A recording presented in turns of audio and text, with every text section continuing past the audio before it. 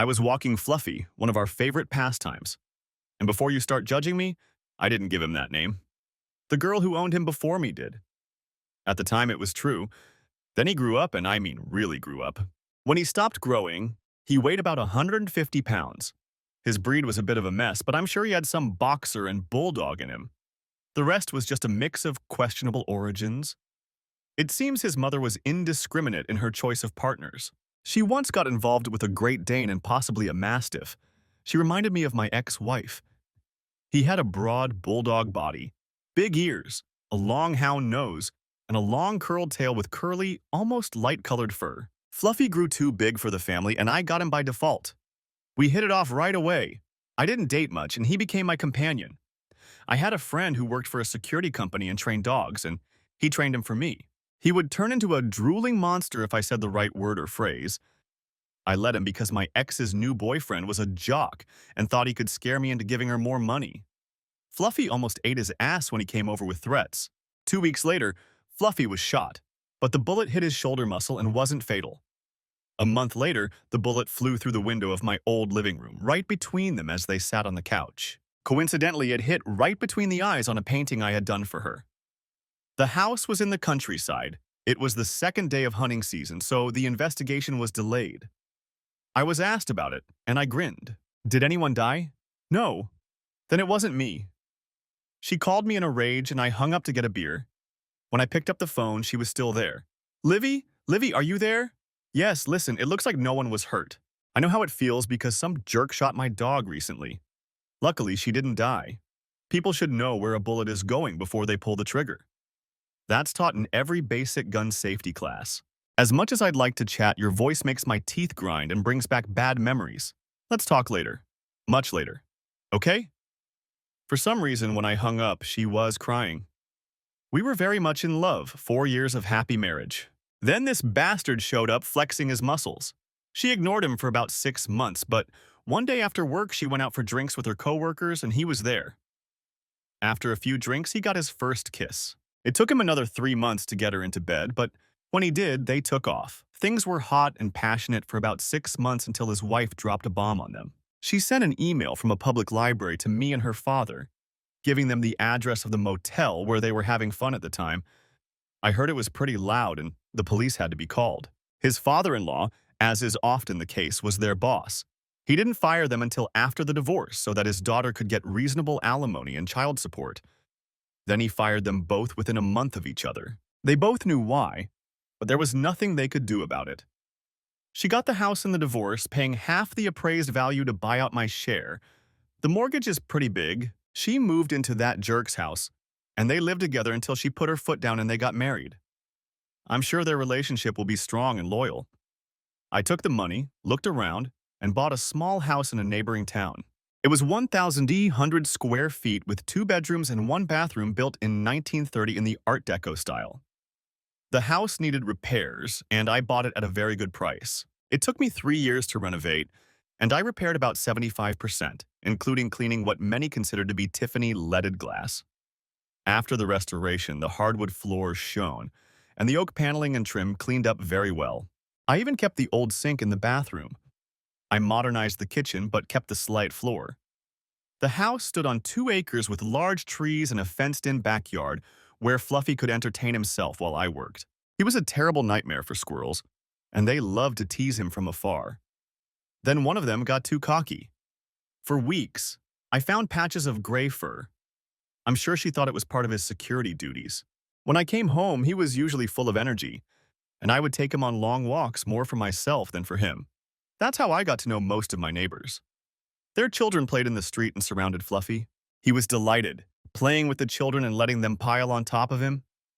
I smiled, wondering what they would think if I turned on his protective mode. Once everyone got used to his appearance, he became a favorite, and some of them gave him treats. We would walk and talk around the neighborhood, making a big circle before returning home. He had a doghouse on the street, but I installed a dog door, and he spent most of his time inside the house with me, lying on his favorite rug. We passed the Jenkins old house. The couple had died in an accident a year earlier, and the house had been on the market for 6 months before it was bought. Fluffy suddenly froze and bristled. He sensed danger somehow. There was a truck in the driveway, and people were unloading things. I thought about offering to help, but then I noticed Fluffy. I looked closer. It couldn't be. It was them, bigger than life. X and Jerk? I was still trying to figure out what was going on when she looked up, dropped a box, and I heard a porcelain vase shatter. Then Jerk walked around the truck to see what had happened, saw me, and glared at me. He lunged at me and Fluffy barked loudly, baring all his teeth. I called it shark mode. He stopped and started yelling, "Get that mutt away from here, he's dangerous to people." I just smiled at him. "Hello, neighbors. As for the dog, I'm sorry, but the sidewalk is a public place. Fluffy and I walk here every day." Then I switched to a more serious tone. "If you don't like it, asshole, get lost. This is my neighborhood. And what happened to the dream house she wanted so badly? We'll walk where we want, and as long as we don't cross the property line, there's nothing you can do about it. Haven't been entertaining married women lately? You're used to it. Sooner or later, you'll do it. What about your sweetheart? After all, she has experienced cheating on her husband. Has she been working a lot lately? Have you been to any conferences, bachelorette parties? Isn't that what you came up with to be together?" I laughed. "You know what? You two deserve each other. I couldn't have dreamed of a more perfect revenge. You'll never trust each other for the rest of your lives. Sooner or later, one of you will slip up. I hope I'll find out when it happens. Have a nice day, everyone. Flurry and I are going to head out. See you tomorrow." I said the last part loudly so Mrs. Harkins could hear. I considered warning her about them, but she was the biggest gossip and busybody in the neighborhood. She'd find out soon enough. When I returned, the twins were home. They lived next door with their mother and had become such good friends with Fluffy that he would jump over the fence when they called him. I finally put up a gate after their mother agreed. She always gave him a piece of bacon. The gate was almost always open. She was a widow for a while, then she remarried. Fluffy didn't like her new husband, and I trusted his judgment. One of his first acts was to try to remove the gate, but Maggie quickly stopped him. The twins never warmed up to him. Sometimes I would sit outside in the dark and listen to them arguing. I thought it would end badly. Then one night he got drunk. He hit Maggie, and the twins, who were 10 at the time, attacked him. He threw Jack across the room and knocked him out. Jill screamed when he came toward her, scared out of her wits. Then 150 pounds of really angry dog broke through the window and went after him. When he got to the hospital, he had 19 stitches. I heard the screams and rushed over. All I could do was calm Flurry down. Then I put him in guard mode and called 911. The police arrived and took statements from everyone. Jill almost reduced the female detective to tears when she described the attack. He went to jail. Maggie had to stay in the hospital overnight, so I stayed with the kids. I helped them get their clothes and pajamas, and they slept in my spare bedroom with Flappy between them. I think that was the only thing that allowed them to sleep. The next day, I made them breakfast and took them to their mother. One of her eyes was completely swollen shut, and she had 3 stitches on her cheek. The kids turned pale, but she assured them that she was fine and would be home soon. Then their grandmother showed up, and we thought she should see a doctor too when she saw her daughter. I left the hospital and met with the repairman to fix the window. My dog had broken it, so I had it repaired. When the grandmother came home, she hugged me as tightly as she ever had and cried the entire time.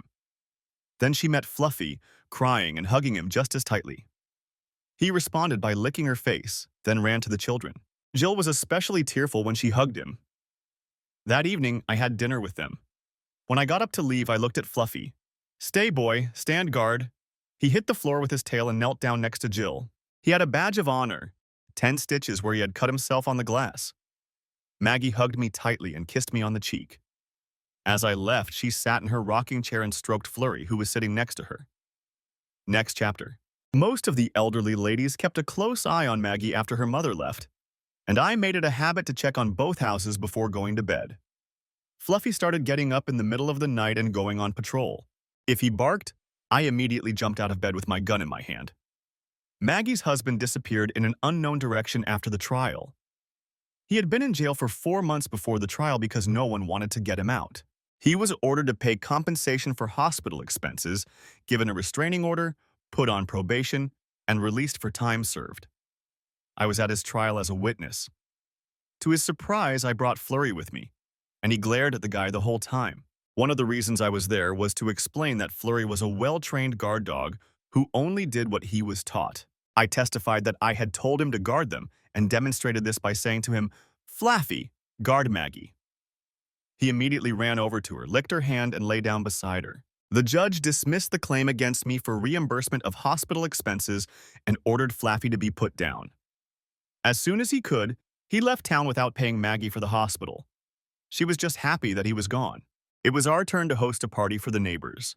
Since Maggie and I were both single and lived next door to each other, we got into the habit of hosting them together. I closed the gate and left Fluffy in my yard, but the first time it only lasted 3 minutes before the kids opened the gate, so we just let the party spill over into both yards. Almost all the neighbors came, even the newest ones. No one knew about my connection to them. We were good neighbors and included them in our group. My ex turned pale, but she mustered up the courage to talk to me. I shut her down pretty quickly. "We have nothing to talk about. I'll tolerate you as long as you stay away from me, but if that asshole shows up, things could end badly. Please don't do this. He's much bigger than you and I don't want you to get hurt. Even after all these years, you still underestimate me. Tell him to try it.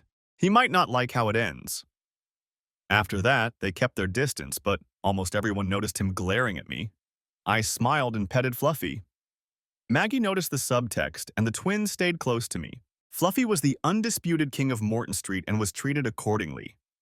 The children played with him, and the parents petted him. In the end, he decided he had been renamed Good Boy. Maggie asked about it as we were cleaning up. Fluffy was inside, sleeping between the children on the living room floor. "I don't want to talk about it, but the new neighbors are my ex-wife and the guy she cheated on me with. I want to keep the peace in the neighborhood and it shouldn't be a problem as long as they leave me alone." She thought about it for a minute. "I don't think you need to worry about her. She seems scared of you. I'd keep an eye on him, though. He was trying to impress me and the other girls with his muscles. He said some bad things about you, but I shut him down right away. One day he'll realize that muscles don't make a fighter, and I'll laugh in his face when that happens. I'd love to see the look on my ex's face when I kick his ass." Her smile surprised me. Me too. Next chapter. Fluffy has a girlfriend. I looked at Jill, who was now 11 and going through her puppy stage, long-legged and slender. It was easy to predict that she would be a doll when she grew up. Jack hadn't gone through his growth spurt yet and was half a head shorter, which annoyed him endlessly. "Really?" "Yes, Mrs. Harper, who lives behind our house, has a dog. Fluffy and she seem to like each other." "How do you know that?" She blushed. Mrs. Harper had a 12-year-old son whom Jill was in love with, so she tried to walk around the neighborhood almost every day and made up any excuse to stop and chat. She always took Fluffy with her because the memories of her stepfather were still fresh. Greg told me he saw them together a couple of days ago in their backyard, and I saw them this morning in your yard. "Well, it's good that they have friends." She just smiled, being old enough to understand why boy dogs sometimes like girl dogs. I thought about not letting him out, but the damage was already done. 2 days later, an angry woman knocked on my door. "You need to keep your dog inside." "My dog is home." "No, he's not home, he's—" She fell silent when she saw Fluffy and her Great Dane huddled together under my big oak tree, fast asleep. "You better keep your dog home." I think she seduced mine. Female tricks regardless of species. They've ruined many a man. She stammered for a few minutes, then whistled loudly. Fluffy reared up, ready to defend her mistress, and the Great Dane ran up to her and began licking her like a puppy. She put a leash on her and almost dragged her down the street. Sometime later, a happy event occurred, and 4 adorable puppies were born. 3 looked like Fluffy, and 1 looked like her mother. I got a good scolding. She was going to give them to a shelter when they were weaned. Jack and Jill showed up and asked her for a puppy. Maggie stopped by to see them, and they became friends. They talked while the children played with the puppies. I hope he keeps that lecherous bastard in his backyard. His owner had better stay away from him too. There's something about him that irritates me. I don't know. Have you looked at Leva? I wouldn't mind if he jumped the fence one night when I'm in heat. I've always liked dogs. I heard about this conversation many years later. Mrs. Harper blushed and almost choked, trying not to laugh. My name, thank you, Mom, was Livingston Stanley Herbert. I don't remember how many greats there were, but we were direct descendants. Yes, I heard all the jokes. I wanted to be called Stan, but the kids at school called me Liv, and it stuck. I didn't even cringe when I heard that name. Next chapter. When everything went wrong, Musclehead used my name to tease me, calling me Livy. I grinned. That name is reserved for women who are close to me. What's your name? Loser? Shorty? He had attacked me in the bar next door. By this point, most people knew at least part of the story. I didn't lower my voice, and several people overheard the conversation.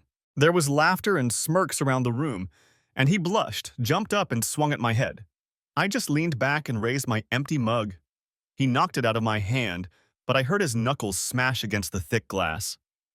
Idiot. He went from yelling about how he was going to kick my ass to moaning on the floor, holding his hand. The bartender looked at me, and I smiled.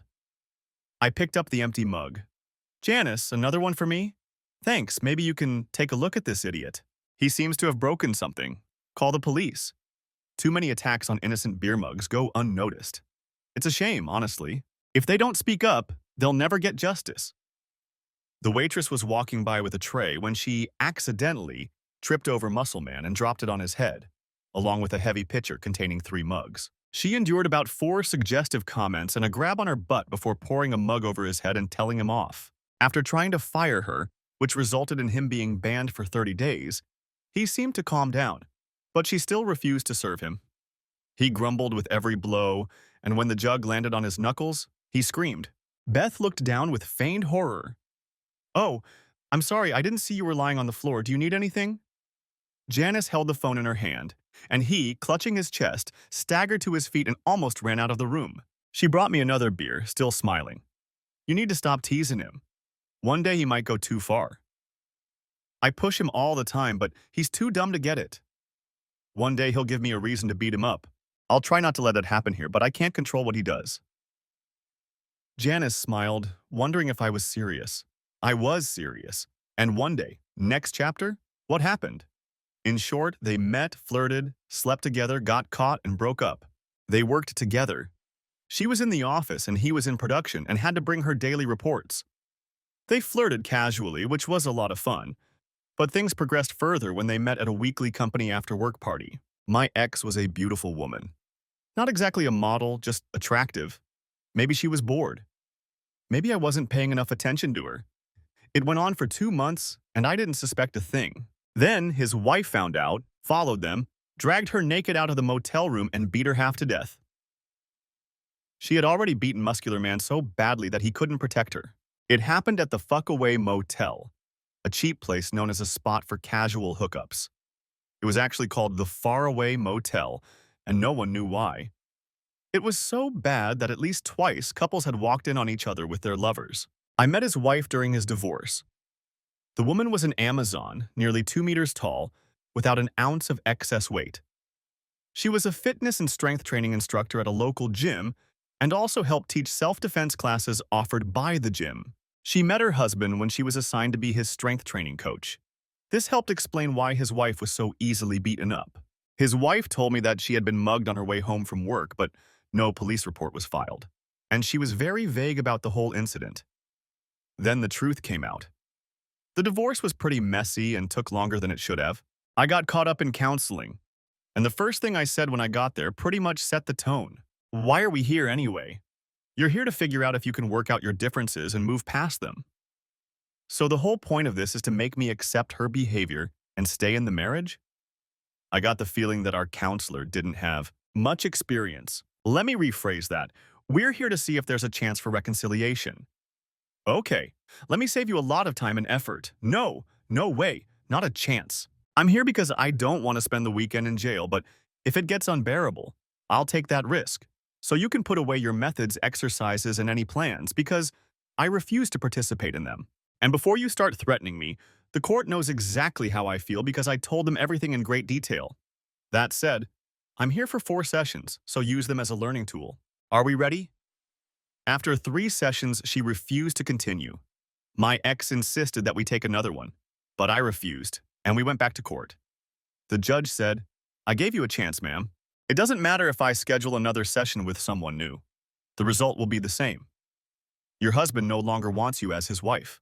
There are no children, the financial issues have been resolved, and in this state there is no fault, even if the statement mentions infidelity. The bottom line is that he can get a divorce if he wants to. The decision is final. Next case.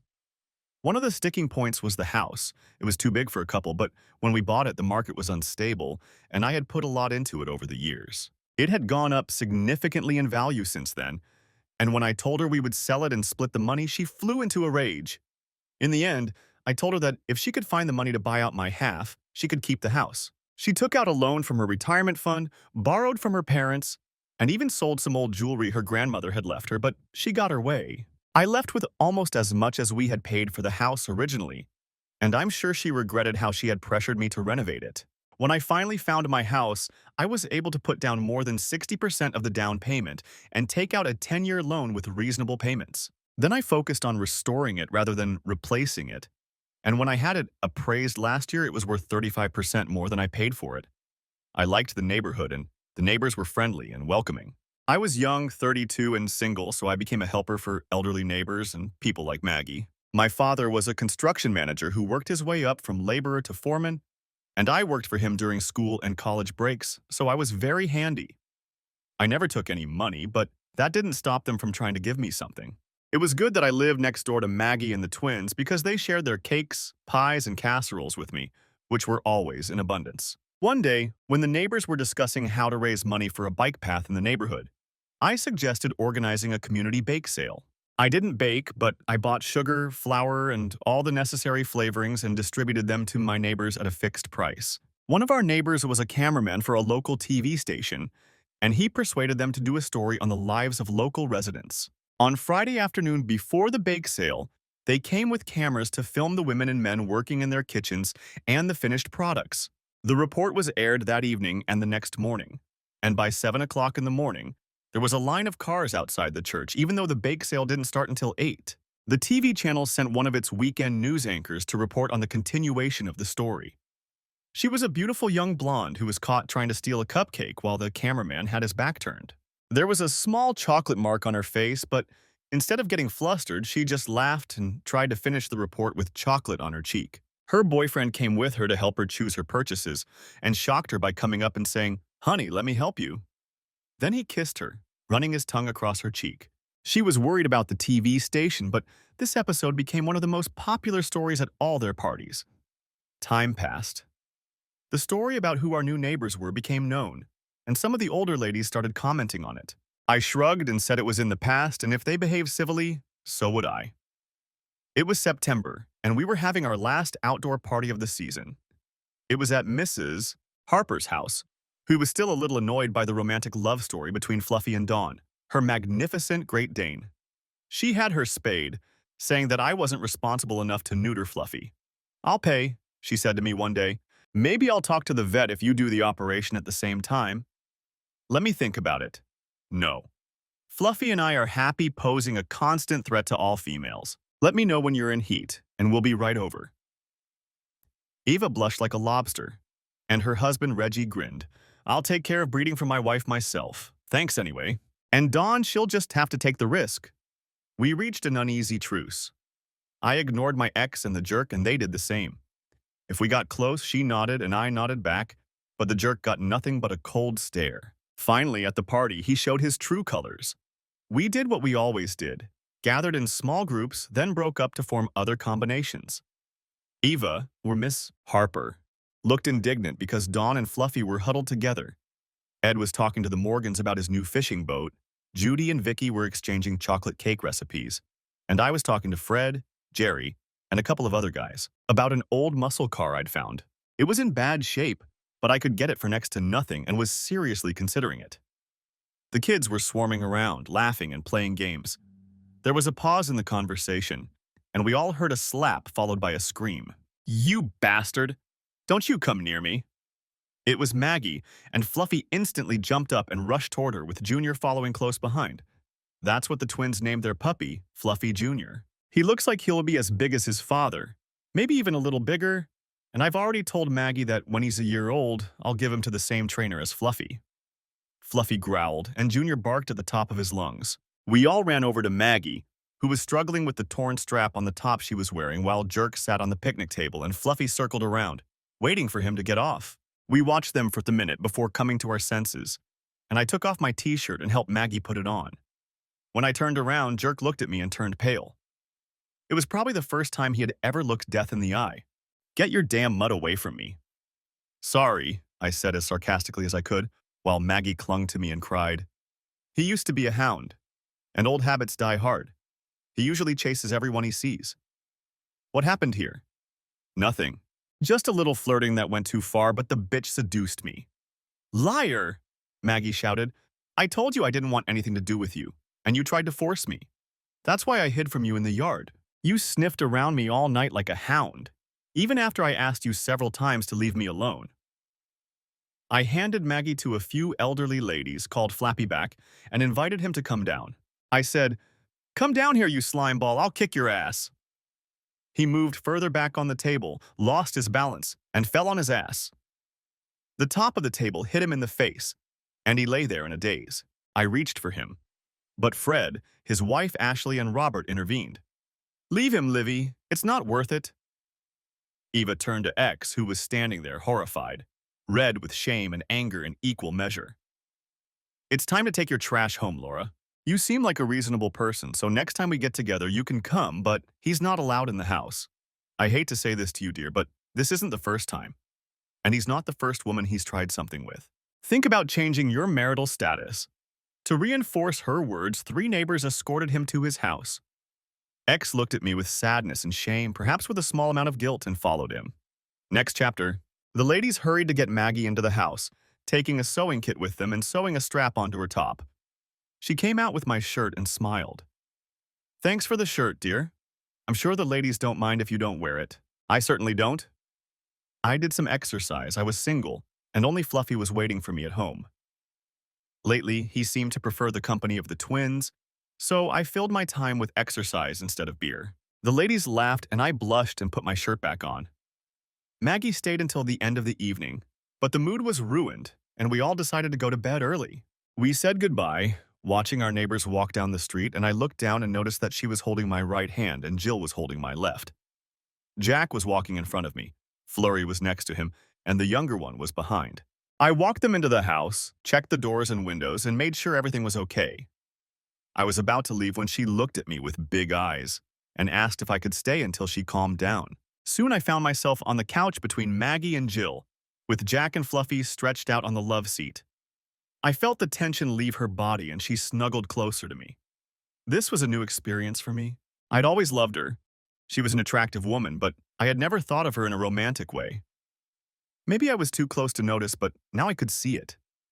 Jill snuggled up to me on the other side, like a copy of her mother. In a couple of years, she would be a beauty. I needed to start training the younger one as soon as possible. I looked at Jack. He and Fluffy were fast asleep. I didn't know which one was snoring. It was very cozy, very comfortable, and soon I fell asleep too. I woke up 2 hours later from a cold nose pressed against my cheek. Fluffy needed to go out, and there was no door in Maggie's house. The younger one had fallen asleep at my feet, but when Fluffy stirred, he stood up next to him and looked clearly uncomfortable. It took me a minute to free myself from Maggie and Jill's embrace, but they huddled together and continued sleeping. Fluffy and Junior did their business and quickly checked both yards before returning. I almost took a picture of the ladies sleeping on the couch, but refrained and gently woke Maggie. "Maggie, wake up, dear. It's time to sleep. It's 2 in the morning." When she finally came to her senses, she blushed, realizing she had been asleep, and snuggled up to me, where she had been lying for 4 hours. She pretended to be sulking, but it was so comfortable. "Me too," Jill chimed in, smiling. "Trust me, your body will thank you for going to bed. Jack, get up, buddy. Grab the little one and go to bed." They were too old for hugs, but they hugged me anyway. Maggie smiled when she saw this. "I'll walk you out." She stood on the back porch in the light of the full moon, and I could see her smile. "You deserve a reward." "For what?" "For being my knight in shining armor." It wasn't a hard or demanding kiss, but a soft and gentle one. Finally, she pulled away, smiling. I needed to clear things up. "Maggie, what?" She put her fingers to my lips. "Stop. Don't think about it. Go to sleep, and tomorrow you'll understand." She left me standing on the porch. I shook myself and went home. Flurry came in for a minute, then went out on patrol. I fell asleep with a smile on my face, which was still shaped like the face of a voluptuous blonde. I thought it would be a little awkward the next day, but Maggie sent Jack to tell me that we were having barbecue, and by we, she meant me. Jack had clear instructions. Mom says she'll do the side dishes, so just focus on not burning the meat. I hope you're making chicken. A shower and a cup of coffee cleared my head, and I prepared the chicken, basting it with oil and rubbing it with spices. I also had a package of pork chops, and I cooked those too. They would be perfect for dinner. At 1 o'clock, they came through the gate, drawn by the smell of food. The kids were in their summer clothes, ripped denim shorts and plain t-shirts, and Mom was wearing a cute summer dress. She smiled when she saw the look on my face. I hope you don't mind. It'll be too cold to wear them in 3 weeks until next summer, and I want to enjoy them while I can. I assured her it was fine, and she giggled as she began setting out the side dishes. Potato salad, baked beans, coleslaw, and cupcakes for dessert. I had already divided the meat among the plates so it could rest and absorb the juices. Dinner was fun, with the kids trying to sneak pieces of chicken and pork to the dogs. Finally, I told them to go to bed, and Fluffy led Junior to the shade of the oak tree, where they soon fell asleep lying side by side. One thing can be said about Maggie. She raised good children. They started cleaning up without being asked, then woke the dogs and played, throwing balls to them and laughing when they fell on top of each other trying to catch the ball first. Somehow, Maggie ended up next to me on the swing, and we swung quietly, watching the children without talking. Perhaps the force of gravity took over because we slowly moved closer until she was under my arm. She seemed content, and I felt very pleased. The children sometimes looked up and smiled, often whispering to each other. I really wanted to eavesdrop on their conversation. Then they decided to go for a walk, attached the leashes to their collars, and we went out. They walked ahead, dogs in front, and Maggie and I followed behind them. I don't know when we took each other's hands, but it felt so good that I didn't want to let go. Some of the neighbors came out and smiled when they saw us. We stopped to chat for a minute, then continued on our way. Mrs. Zaz. Johansson was a little hard of hearing, so she spoke louder than usual. See, Harold, I told you. Don't they look cute together? He'll have to move in with her. She's got 3 bedrooms. I saw Maggie smiling and realized she was thinking the same thing. We were floating on cloud 9 until the children suddenly backed away from us and both dogs growled. We came back to reality and realized we were standing in front of A&E, as I had nicknamed the jerk in the X. He was washing their car and she had just come out of the house. He just stared at us until I smiled and Maggie pressed herself against me. My smile enraged him, and he growled at us. So you conquered the Ice Queen? How's your frozen... Your balls, are they frostbitten? Maggie turned pale, and the ex gasped in shock. I was in his face so fast he was surprised. You want me to beat you up in front of your wife? You seem to think you can beat me. But I have to tell you, I've never messed with you because of a deep-seated fear that once I started, I wouldn't be able to stop. I don't want that. So if you're smart, swallow your next clever remark. If you can't, step out onto the sidewalk. It would be rude to beat someone up in their own yard. Although if you insist, I could make an exception. He turned pale. I don't think I was that prepared in his fantasies. Besides, Jill was struggling to hold back Fluffy, and the younger one was furious and almost pulled Jack off the sidewalk. The ex approached him and lunged at him, and his day got even worse. Get inside, now!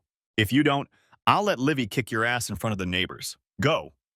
Suddenly losing his confidence, he staggered through the front door. She took her anger out on me.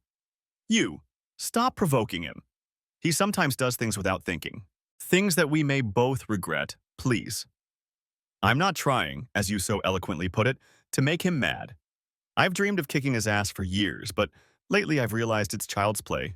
Nevertheless, this was my neighborhood first, and I'll walk where I want until I cross the line. I stepped back onto the sidewalk. Maggie sent the kids and dogs home so we could talk in private. I think you're having second thoughts about your decision, Laura. What's done is done, and you can't change the past. Now you have some difficult choices to make. I hate to say this, but I have some experience dealing with abusers, and if he comes after you, run to me. I'll help you, but only if you promise to leave that jerk. If he comes back, you go back to him, and I'll probably never speak to you again. Remember, I was given some good advice once that I've remembered my whole life. No one deserves to be abused or humiliated. But if you stay and put up with it, that's your choice and your responsibility. And nothing can help you. Now let's get this over with and go home so we can cuddle. Come on, sweetheart. She grabbed my hand and almost dragged me along as if I were on a leash. She walked a couple of blocks without saying a word, then spoke. She's an idiot.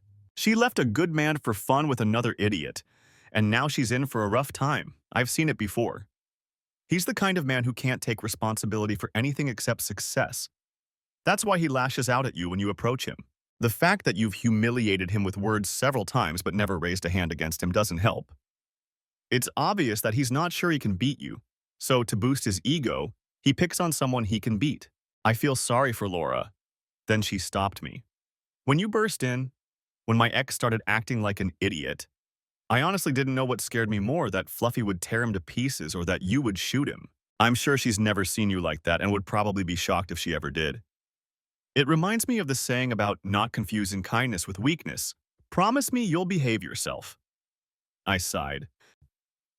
You know, for a long time I dreamed of tearing his head off, but I knew I had to be careful and not start anything. Looking back, I remember that I must have humiliated or teased him half a dozen times, and I wondered if he was really as macho as he made himself out to be and why he didn't attack me. And then one day I realized he never had the courage because he was afraid of losing. And he would have lost. I give you my word that I won't touch him unless he provokes me or does something like he did last night. If he touches you again, dear, I'll take the gloves off. Her face went through a whole range of emotions before she finally smiled and hugged my arm tighter. Next chapter. We had been friends for many years, but this new turn of events brought us closer together. I had always admired her, and her work with the children she was raising practically on her own commanded my utmost respect. But after that weekend, until bedtime, they were always at my house or I was at theirs.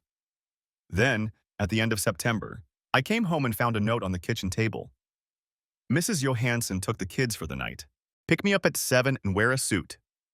I took a shower, shaved, and put on my best suit. A gray pinstripe, a light gray shirt, and a dark gray tie. Instead of going through the backyard, I went to her front door and rang the bell. She opened the door with a smile. Good. You're wearing the gray suit. I was hoping you would, that's why I bought this dress. The dress was silk, the same color as my tie. It ended a couple of inches above her knees, and although it was modest, it revealed her ample bosom. Her hair was styled in a casual hairstyle with strands falling down her face, caressing it. I just stood there staring, which made her smile even wider. She closed the door and took my hand. Let's go. I don't want to be late. I finally discovered that my vocal cords were still working. First of all, you look amazing. Second, where are we going? To Paris, so let's go. By Paris, she didn't mean the city, but the best French restaurant in the area. When we arrived, the valet took my keys. I'll take care of your baby, sir. He smiled back. I'll take care of her myself. Just make sure you don't scratch the car. He smiled even wider when I helped my companion out of the car and caught a glimpse of her thigh-high stockings as she gracefully rose from the seat. We arrived a little early, but we were seated immediately. She loved French cuisine, so she commented on every dish on the menu to me. The waiter came to take our wine order, and I surprised him by saying that we had already decided what we wanted to drink and asked him to choose a wine to go with it. I don't know anything about wine, so I trust your taste. And don't worry about smelling the cork or tasting the wine, just bring us a bottle. Honesty. How refreshing. Most people pretend to study the wine list carefully, choose a completely inappropriate wine, and go through the whole ritual without knowing what they're doing. You'll like what I bring you. It's low in alcohol and will help bring out the flavors of the food. I'll be right back. The wine and service were excellent. We slowly drank the bottle, enjoying 4 courses, and then finished the dinner with a magnificent dessert and strong coffee. She wanted to see a movie based on a mega-popular book. I had read it and grimaced a little. Movies don't always live up to books, and I was afraid the producers would ruin it. But they stayed as true to the original as possible. The film was thought-provoking, incredibly sad, and equally inspiring. Many people left the theater with tears in their eyes. Maggie was holding my hand tightly, and when we got to the car, she grabbed my head and pulled it down, plunging into a deep, soulful kiss. I didn't make her wait long, and when we parted, we just stood there smiling at each other. The moment was interrupted by the giggles of a teenage couple. The girl was the bolder of the two, and she pulled his head toward her to repeat our kiss. He was still stuttering and trying to string words together as we buckled our seatbelts. When we got to her door, she suddenly became shy. "Livy, we can't." That's all she managed to say before I picked her up, kicked the door open, carried her to her bedroom, and gently laid her on the bed. You're wrong, sweetheart. We will.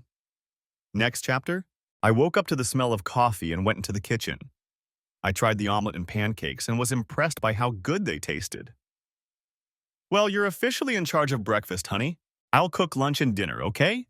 Then I realized what I was committing myself to and blushed. I stumbled a little, but she reassured me with another kiss. Don't think about it too much, Livy. Just let things take their course. After breakfast, we cuddled a little, and our hands began to wander over each other's bodies. Finally, she giggled and pushed me away. I hope we'll have plenty of opportunities to continue in the future, sweetheart, but we have to pick up the kids and the dogs. Let's go. It was only 2 blocks away, so we walked. It was a holiday, the first day of October, and the air was crisp and clean. I noticed that the leaves were falling at the Hennessy's house and decided to come over and rake them up.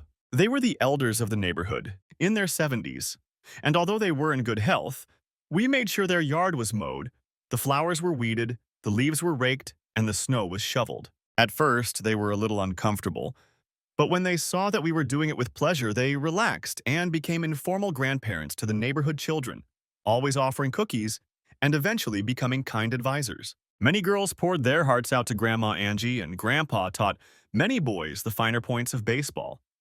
50 years ago, he was a professional player and still had his skills. There was a mixed league in the local park, and our team won so often that it was embarrassing. Grandma and Grandpa went to all the games, and the next year Grandpa became the coach. Of course, some people didn't like each other for whatever reason, but they tried to get along. All the kids in the neighborhood knew that if they ever had a problem, it didn't matter whose door they knocked on, they would get help. The children and dogs stayed with us for a few minutes, then scattered to the backyards. Mrs. J smiled, grabbed Maggie, and dragged her into the kitchen to make coffee. Jack just smiled, patted me on the back, and started talking about the local professional football team's chances of winning something this year. They had played poorly for 3 years in a row, but this year we were hoping for the best because they had a new coach, a lot of new players, and some good transfers. An hour later, we returned home, smiling and waving to neighbors we met on the street and stopping to chat. We had pizza and ice cream for lunch, and they left for home at 4, but not before telling me that dinner would be at 6:30 and that I should come over. The next few weeks passed in this manner. We went out more often, and half the time we took the twins with us. Although they were already over 12, they still enjoyed spending time with us. Jack became interested in hiking, and during the last week before the winter closure, he and I went to a state campground, slept in thick sleeping bags, and dressed warmly. Jill spent time with her mother, including a trip to the spa. She had her eyes done, and when she showed me the glamour shots, I was amazed at how much older she looked. I had a feeling that if things continued in the same vein, I would be in for some sleepless nights in a few years. Maggie and I got to the point where we didn't need to talk much.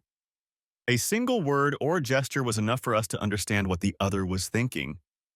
The kids tried to pit us against each other to get their way, but that quickly stopped.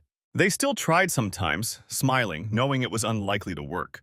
They would rake leaves in the neighborhood and take them to another neighbor who used them as mulch for his garden. He had one of the largest yards, and over the years his garden had grown to almost an acre. He gave a lot away, but when the leaves piled up, he took them to the farmer's market. Money for seeds, he told me once. Of course, they refused the money if anyone offered it to them, especially the elderly. They retaliated by paying them with cookies and cakes. In a week, we collected 5 dozen cookies and 3 pies. We knew they would be offended if we refused, so Jack suggested, let's give it to the local soup kitchen. I'm sure they don't get desserts very often. On Saturday morning, we packed everything up and drove into town. I wouldn't say I liked the neighborhood. It wasn't poor, but it looked run down. The people who worked there gladly accepted our gifts and promised Jill that the children could choose whatever they wanted. By the time we left, they had persuaded Maggie to stay on as a volunteer, and once she agreed, I did too. The children wanted to join in as well, and Maggie smiled happily. This will be our first family activity. Then she realized what she had said and blushed, but I took her hand and told her it was a great idea. It was getting closer. We both knew it, but we avoided the subject until one evening when the kids were getting ready for bed. Maggie looked at me with her big eyes, knowing I would do anything she asked. Go home. Wait, that doesn't sound right.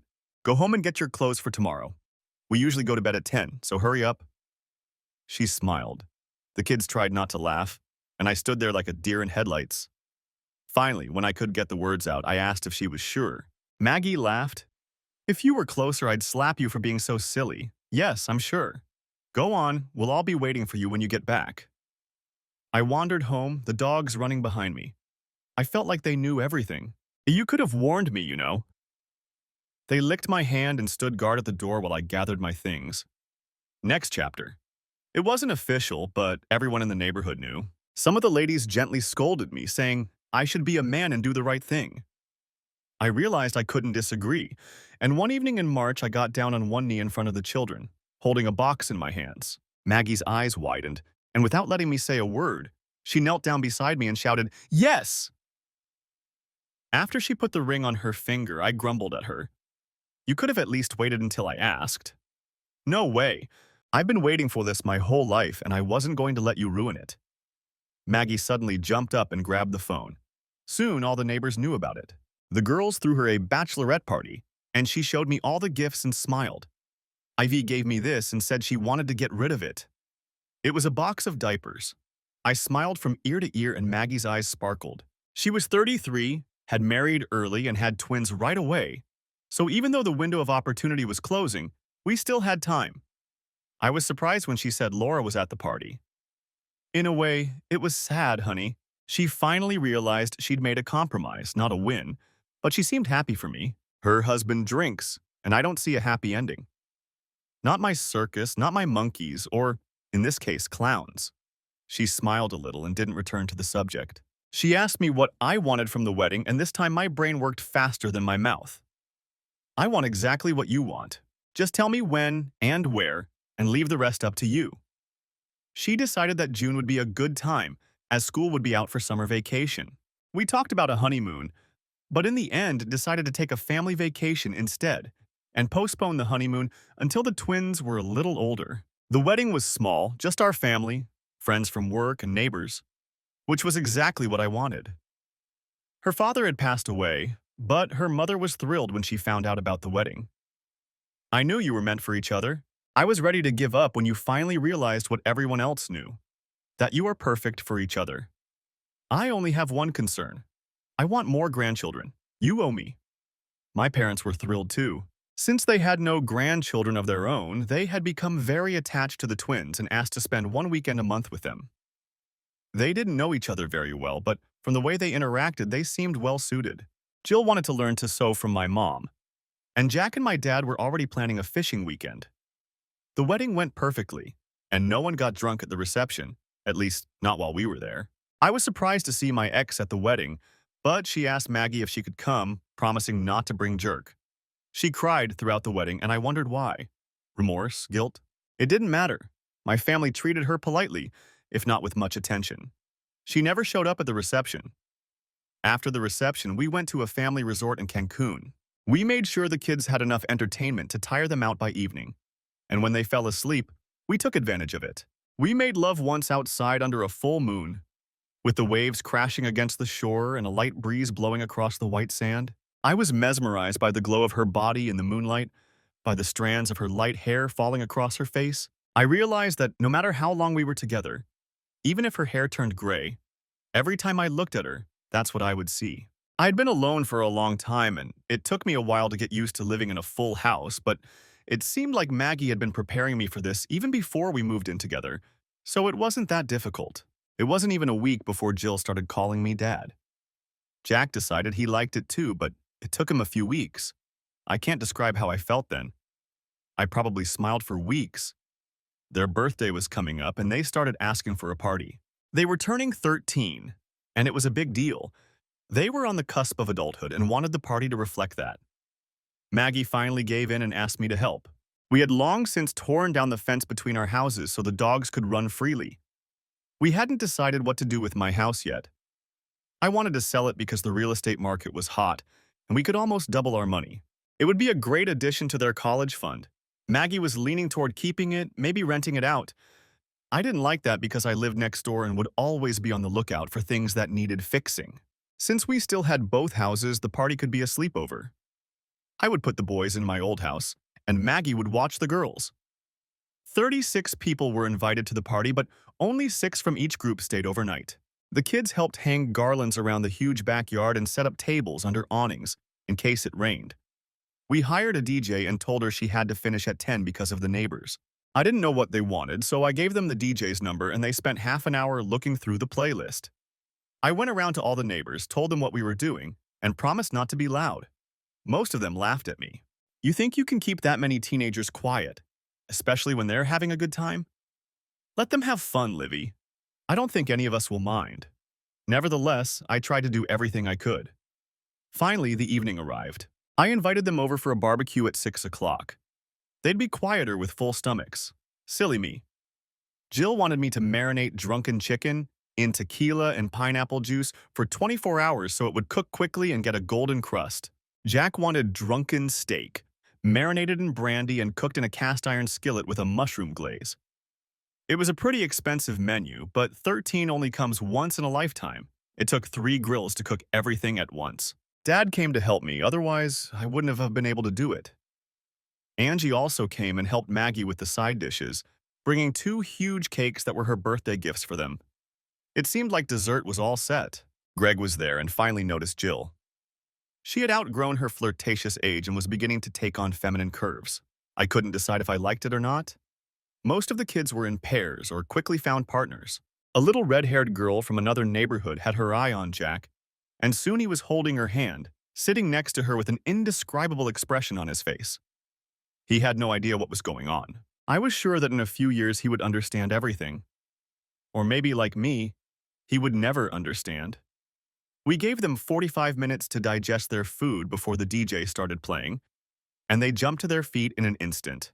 Maggie grabbed my hand tightly when a slow song came on, and the boys and girls huddled together, pulling me onto the lawn, and it calmed me down. We sat down again and she smiled. You're not going to like what happens next. They'll grow up before you know it, go to college, and then start their own lives with husbands or wives, but there's a silver lining. It means you'll have grandchildren. I looked at the soft mound under her summer dress. Maggie had thrown away her birth control pills on her 34th birthday, and 3 months later the test showed 2 lines. I was scared and happy at the same time. She tried to comfort me. You'll be a great father, dear. Ask our children, they'll tell you. I hope so, but when I took them in, they were already independent grown adults. You're going to have to help me when the baby comes. Don't worry. When she comes and wraps her tiny hand around your little finger, you'll fall in love like you've never been in love before. Besides, at least we'll have a built-in babysitter for a few years. The party went so well that we paid the DJ for an extra hour and gave her a nice tip. She knew her stuff and kept the kids dancing until the very end. Those who didn't stay left when their parents picked them up, hugging each other and us. We were officially cool parents. The boys laid out their sleeping bags and declared a game marathon. They played with total dedication for about 90 minutes, then started to give up. By 1 o'clock in the morning, everyone was dead, and some were even snoring.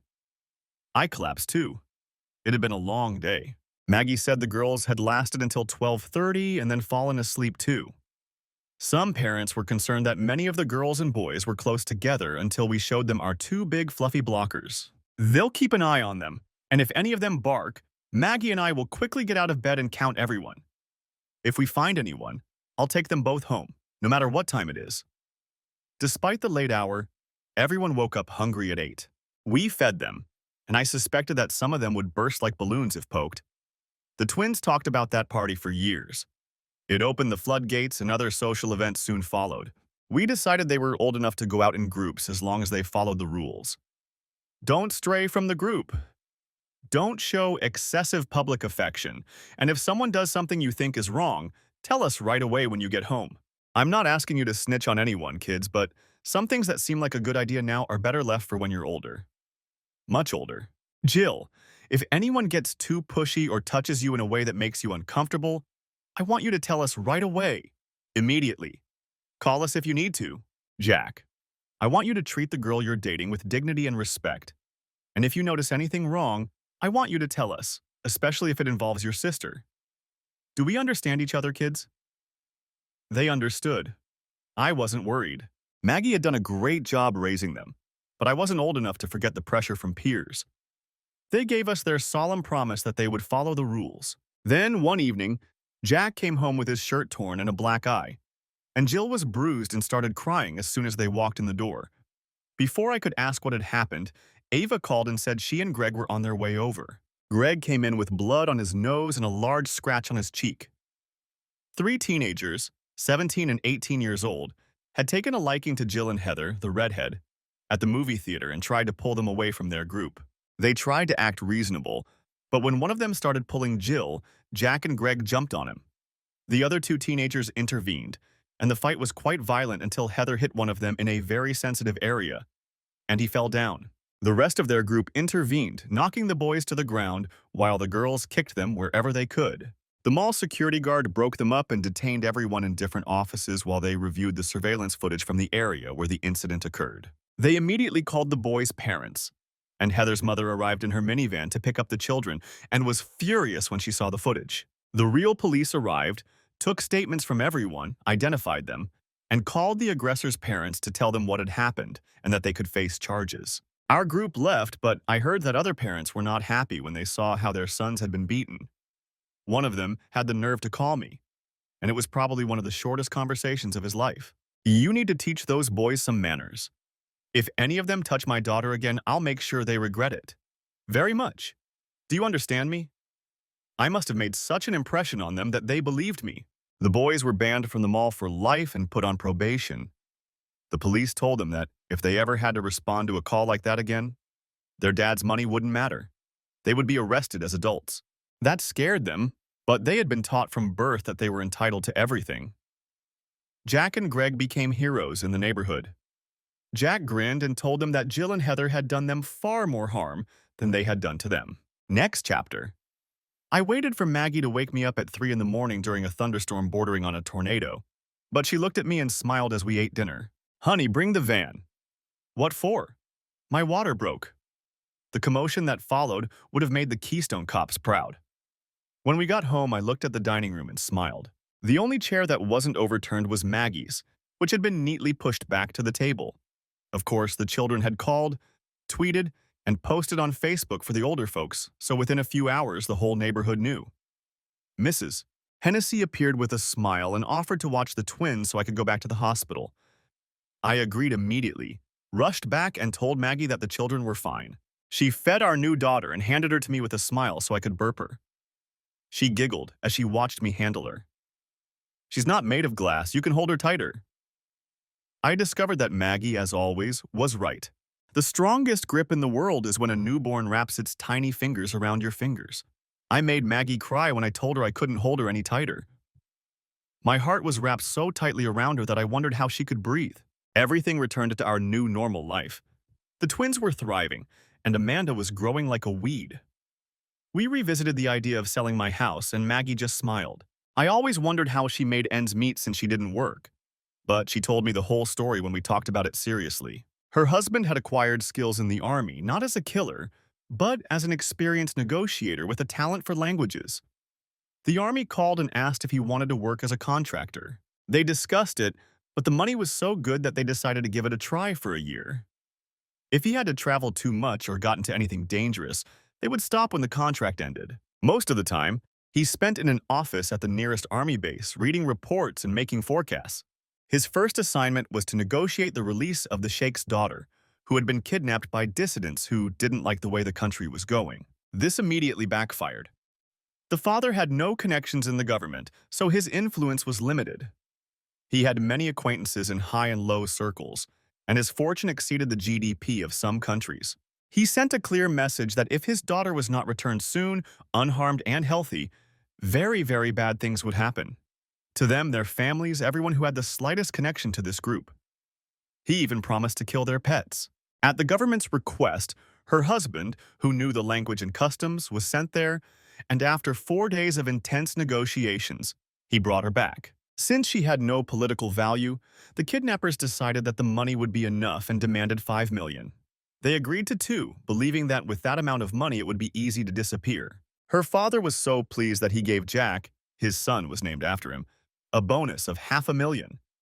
Jack tried to refuse, but our government told him to take the money so as not to offend him. Jack, in gratitude, passed on some information he had gleaned from the kidnappers by pretending not to understand their language and speaking only English. Almost all of them died violent deaths within the next 6 months. They took the money and put it in the bank. He completed 2 more successful missions but was killed on the third. They didn't even pursue him. He was simply too close to those they were pursuing. They had personal insurance for $250,000, which doubled due to the cause of death.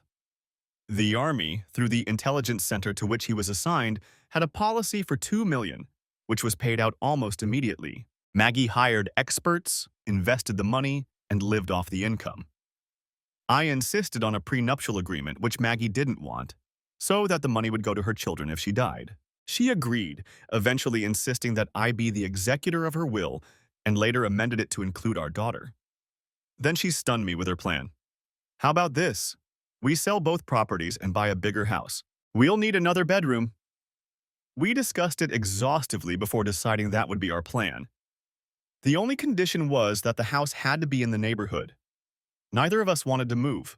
3 blocks away, there was an 8-acre lot right on the edge of farmland, and we bought it.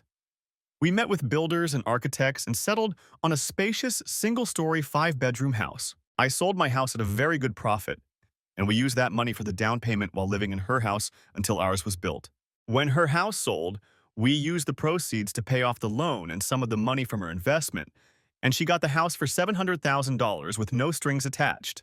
The kids still played in the neighborhood, and the community was just as close-knit as before.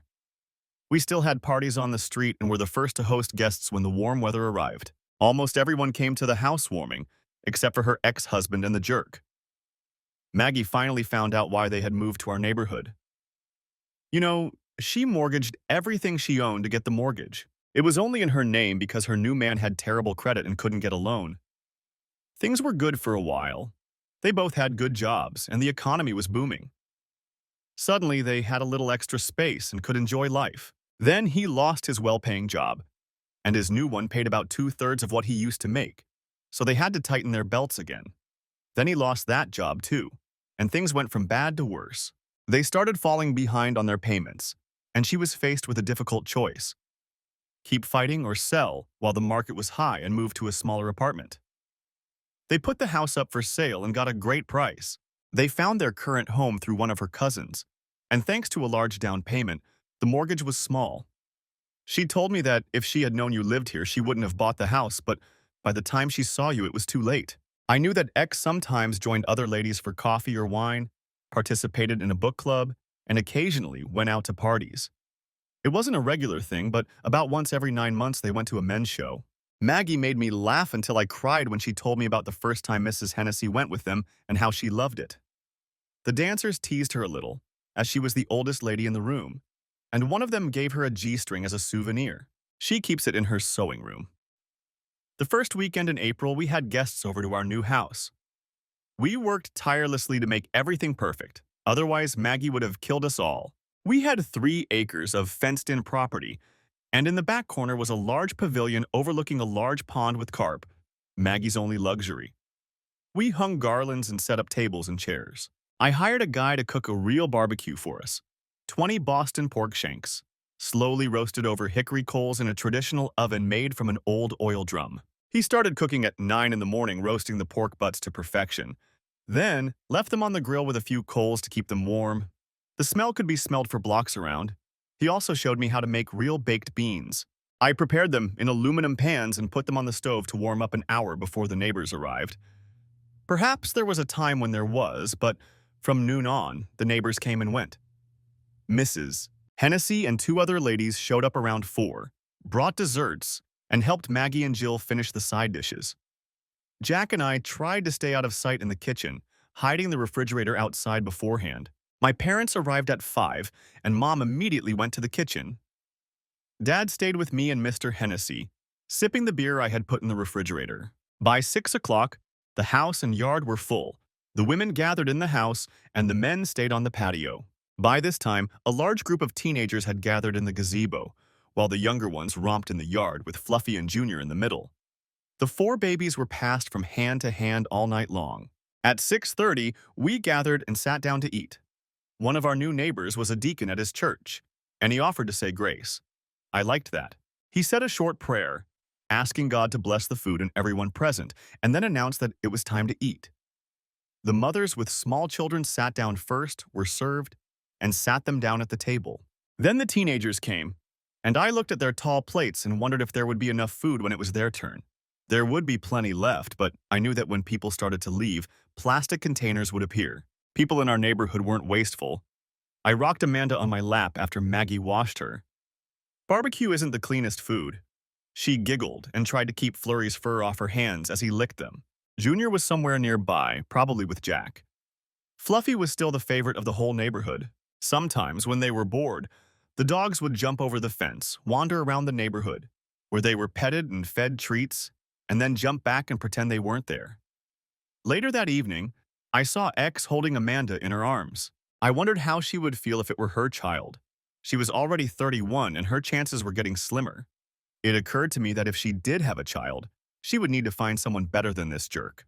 By 9 o'clock, most people were leaving, carrying plates and bowls, hugging and kissing people who were like family to them, and talking to each other. The group didn't drink much, but every now and then someone would overdo it, and then some people would walk slower than the rest. We drove them home and helped them inside if we thought they couldn't manage. I lost Maggie while looking back, until I found her in the gazebo with Axe. She hugged her and nodded me away.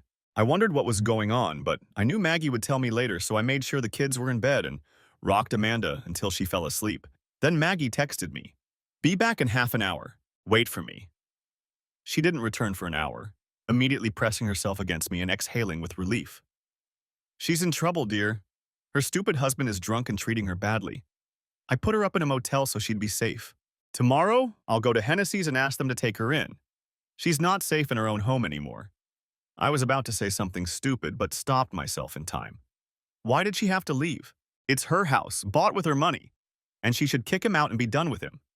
She will, dear, but he's twice her size and a vicious drunk. She'll do it by the book and evict him. He'll wreck the place if she doesn't hurry. She'll go to the police on Monday after she consults with a lawyer. Then she snuggled up to me and fell asleep instantly. Next chapter. The ex did indeed go through legal channels, and the explosion that occurred when the police arrived secured him free accommodation in the city jail for 2 days. By the time he was released, all his belongings were in storage, the locks had been changed, and he was handed a restraining order, which he did not take very well. I only found out about this from the neighbors. Maggie knew I didn't have any feelings for him, but apparently the jerk started stalking her, always keeping his distance but following her almost everywhere after work. She complained to the police, but they told her that as long as he didn't make contact with her and kept a legal distance, there was nothing they could do. A month later, we were woken up by screams. The ex ran 3 blocks to our house and banged on the door.